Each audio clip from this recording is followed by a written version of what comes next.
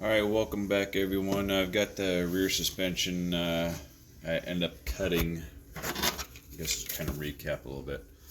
I end up cutting a little bit off the top right here. If you have one of these vehicles, you'll understand what I'm talking about, but I essentially just made that back edge there flush. Kind of see that. It had a piece of formed plastic that would stick out.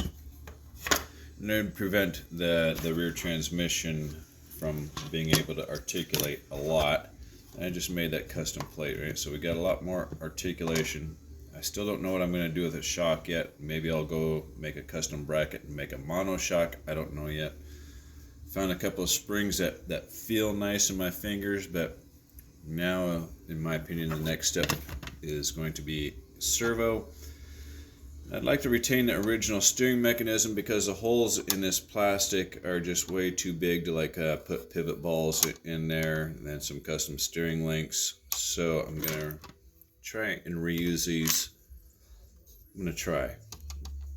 But the steering throw is very minimal.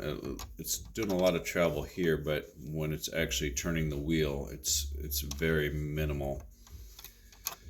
So I've removed the screw, obviously, and then there's these little blockers, or whatever you want to call it, on the left and right there on the bottom side. Right, those are limiters.